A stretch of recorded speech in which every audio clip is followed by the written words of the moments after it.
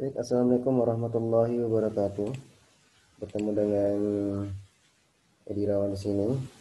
Di sini kita akan mencoba belajar bersama tentang isokuan dan isokos. Baik, langsung saja. Isokuan di sini, sebagaimana kita tahu sebelumnya bahwa ini adalah kurva yang menunjukkan berbagai kombinasi input. Pertama, dua input ya, seperti tenaga kerja dan eh, modal yang dapat menghasilkan jumlah outputnya yang sama. Adapun ciri-cirinya di sini adalah seperti cenderung ke titik origin, yang kemudian di daerah yang dilakukan mempunyai slope negatif, kemudian terisokan satu dengan yang lain tidak pernah berpotongan. Yang kemudian di sini adalah konsep yang berikutnya untuk melihat perbandingan atau melihat daripada kombinasi penggunaan input di sini adalah menggunakan konsep namanya MRTS. Nah, MRTS ini adalah menunjukkan sejumlah input modal dan K, di mana input modal K yang harus dikorbankan oleh produsen untuk memperoleh tambahan satu unit input tenaga kerja, agar tujuannya adalah tetap berada pada isokuan yang sama atau mempertahankan output yang sama. Nah, di kurvanya sini adalah di mana kombinasi antara K1 dan K2 dan L1, L2 sama L3 ini untuk melihat sejauh mana produsen menggunakan atau mengorbankan K untuk menghasilkan L dalam mempertahankan outputnya yang sama. Itu yang maksudnya daripada MHTS. Atau kalau segi formulanya adalah dimana delta K per delta L. Untuk melihat contohnya di sini adalah perhitungannya ada di sini. Ya, di sini dimana adalah MRS untuk X1, X2 dan X1 terhadap X1 sini adalah diperoleh dari pengurangan daripada yang ini, pengurangan pada X1 X2 ini dibagi dengan hasil pengurangan daripada X2. X2 pengurangan hasil pengurangan daripada X1 ini dibagi dengan hasil dari pengurangan X2, sehingga menghasilkan daripada item-item daripada penilaian item-item dan nilai diperoleh di tabel ini. Nah, angka inilah yang menunjukkan bahwa perbandingan atau margin daripada untuk X2 terhadap X1. Inilah yang disebut dengan sebagai kombinasi aspek yang penting, di mana hubungan antara X1 dan X2 untuk menghasilkan tingkat output sebanyak 200. Itu yang maksudnya. Yang kemudian ke bab berikutnya dengan isokos. Isokos ini adalah menunjukkan berbagai kombinasi input atau faktor tenaga kerja atau modal yang dapat dibeli dengan sejumlah anggaran atau pengeluaran. Ingat yang tadi ya, isokon itulah kombinasi dua input untuk mempertahankan output. Nah, kalau sini adalah isokos, sini adalah menunjukkan bahwa sejumlah anggaran yang dapat dibeli untuk melihat di mana gabungan antara dua input yaitu tenaga kerja dan modal ini bisa menghasilkan output. Artinya adalah produsen di sini adalah melihat sejauh mana sih penggunaan daripada anggaran atau pengeluaran di sini untuk bisa membeli daripada K dan L atau menunjukkan kombinasi gabungan antara kapital dan L yang dapat dibeli dengan sejumlah anggaran atau pengeluaran tertentu, sehingga persamaan dari garis respons ini dirumuskan di mana C inilah jumlah atau total daripada untuk memperoleh sejumlah K dan L biaya, yaitu di sini adalah di mana W di sini adalah tingkat upah, di mana tingkat upah di sini adalah dapati dari penggunaan tenaga kerja. Kemudian RK ini adalah biaya penggunaan modal, biaya penggunaan kapital atau modal. Yang kemudian adalah untuk melihat daripada bisa melihat daripada C untuk melihat K. Ini untuk melihat daripada C.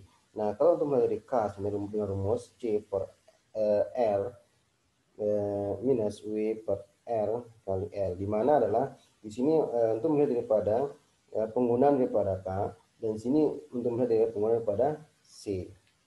Nah, dan yang berikutnya adalah isocos line. Ini merupakan adalah garis isocos. Isocos ini adalah biaya ya, biaya yang sama. Artinya isornya sama, cosnya biaya. Di sini adalah untuk mencerminkan suatu kombinasi yang dapat dibeli dengan sejumlah dana yang sama. Yang kemudian untuk melihat kadar anggaran perusahaan, kita bisa melihat formulasinya sini, di mana titik optimal ada di titik hubungan antara PKK plus PRR sama dengan C. Artinya adalah biaya atau harga daripada kapital ini sama dengan biaya daripada labor. Yang kemudian kurva isocos dengan perubahan harga input dan perubahan pendapatan. Nah, di sini kita bisa melihat dua efek, itu efek perubahan input dan efek dari perubahan pendapatan.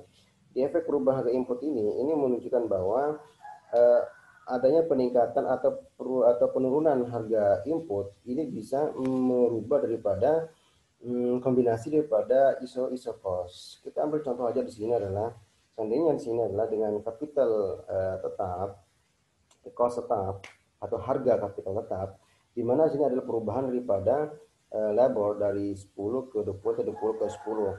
Anggaplah di sini adalah biaya daripada labor mengalami peningkatan. Ini menunjukkan bahwa adanya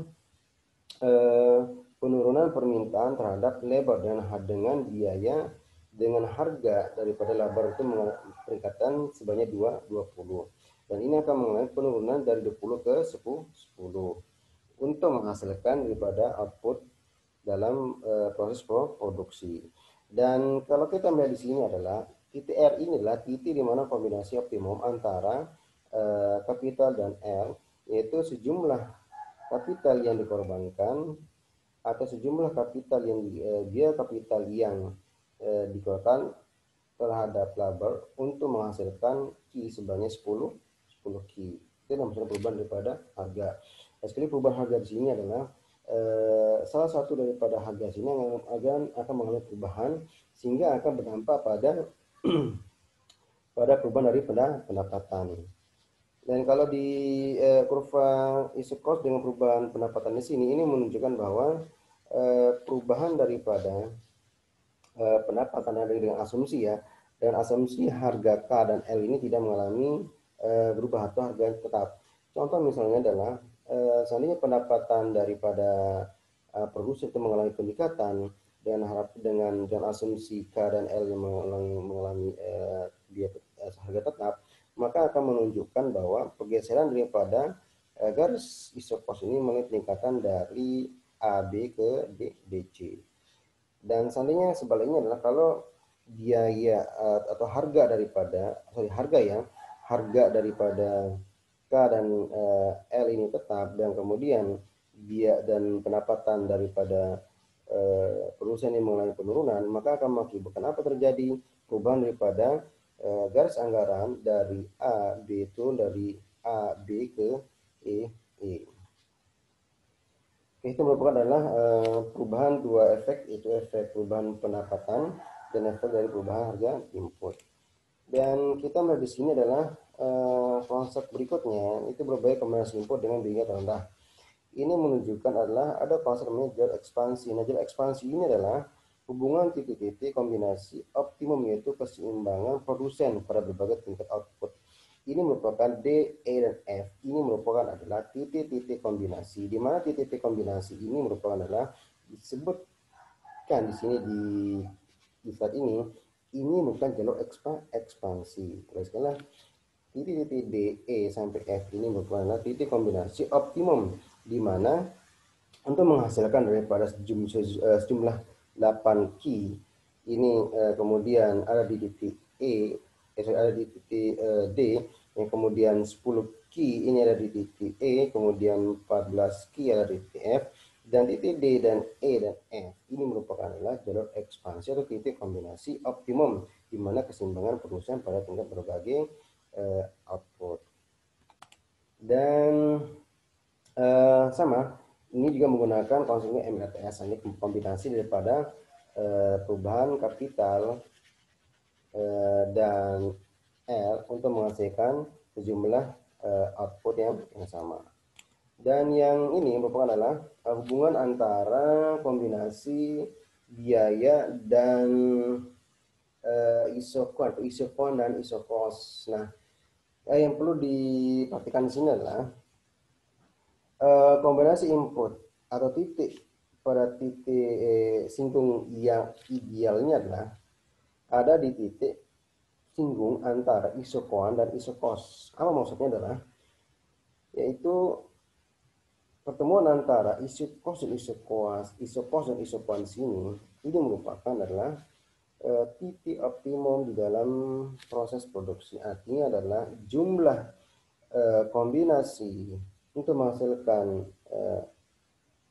output yang sama ini sama atau bersinggungan dengan biaya yang dikeluarkan atau dikorbankan oleh produsen di dalam proses produksi. Artinya adalah titik singgung antara kurva isokon dan isokos ini merupakan adalah titik yang ideal di dalam menghasilkan biaya yang terendah. Di mana sini kita lihat dari titik E, itu adalah kombinasi antara isokon dan isokos. Di sini adalah isokonnya, yaitu antara titik E sini di I2. Kemudian sini adalah income, dia bersinggungan dengan garis isokos. Ini adalah garis isokos bersinggungan dengan garis dengan kurva isokon itu I2 untuk menghasilkan outputnya yang sama. Ini adalah income. Yang kemudian adalah daripada hal ini maka menghasilkan perubahan yang sangat optimum terhadap kombinasi input variabel biaya terendah. Yang kemudian ini merupakan kesimpulannya adalah itu seorang produsen berada pada dalam kondisi keseimbangan apabila dengan sejumlah pengeluaran biaya tertentu ia dapat menghasilkan output maksimum, atau dengan kata lain untuk menghasilkan sejumlah output tertentu diperlukan biaya yang minimum. Baik, itu penjelasan yang sesingkatnya tentang isokon dan isokos. Mungkin ini penjelasan yang sangat rumit sekali untuk bisa dipahami. Saya berharap ada begitu banyak pertanyaan tentang isokon dan isokos bisa ditanya di via grup atau via komen di bawah ini. Baik, ini tugasnya, silakan dikerjakan. Dan saya akhiri pertemuan kali ini dengan mengucapkan alhamdulillah dan assalamualaikum warahmatullahi wabarakatuh.